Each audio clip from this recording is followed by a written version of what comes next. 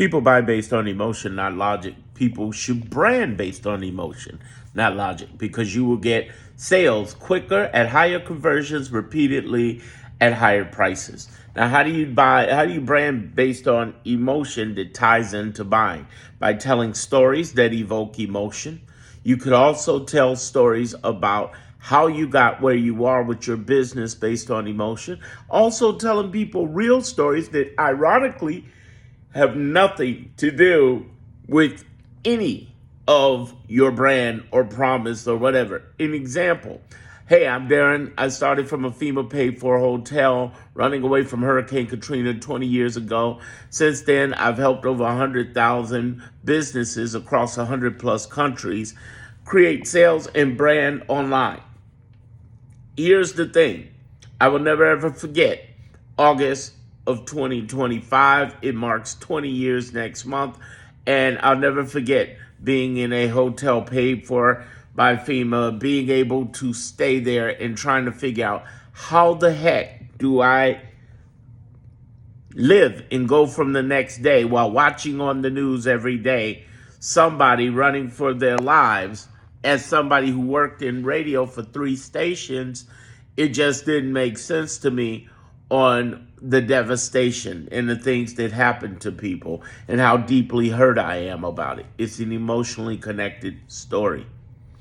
What I can also tell people is stories based on not only the history of my, program here that I have, but I can also tell people stories that have nothing to do with the product or service. For instance, I can tell people, it's amazing. As fancy as I try to look with these plaques on the walls, they're actually kind of crooked, and I need to get some help trying to get this straightened out because apparently I'm not doing it right, and it's driving me crazy.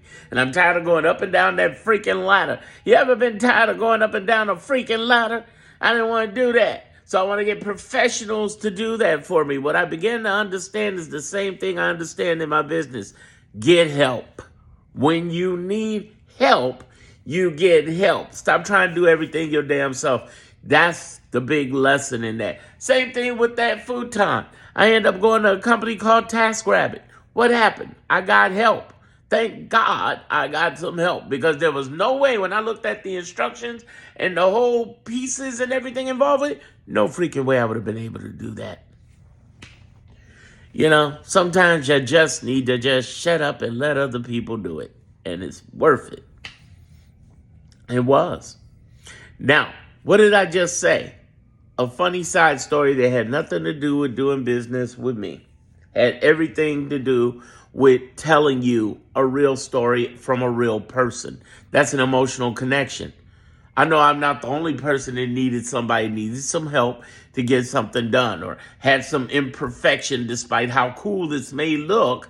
I have some imperfection in it, even though like from the camera it doesn't look necessary. Maybe the one on the end, the Jay-Z plaque on the end. But I mean, it doesn't, if you flash real quick, you really don't see it. But I pointed out imperfection about that. Or telling them a story about the time I was a kid and I was ridiculed because of my thick glasses because I was born with cataracts. So I, basically have these glasses or people who attack me because of my weight or because I'm black or because I'm here. Just telling them real stuff. Or the funny time, I worked in the music and film industry, the time that Eminem licked somebody. And I just got a chance to watch that. He licked the security guard. This was some hilarious shit right in the beginning of his second album at the University of Chicago. And it was a spring event they had, and Eminem was there. The Roots were opening for him, and another rock band called the Goldfinger was opening for him. And it was hilarious. But at the same time, what am I doing with that? I'm bringing a connection in stories, in life, and authenticity that looks real. Now, obviously, you'll look on this channel, you'll see plenty of stories of me talking about branding. But telling you these funny offshoot stories really make a major difference in how I'm going to stand out, because the goal of a brand is to stand out. That's what we're talking about.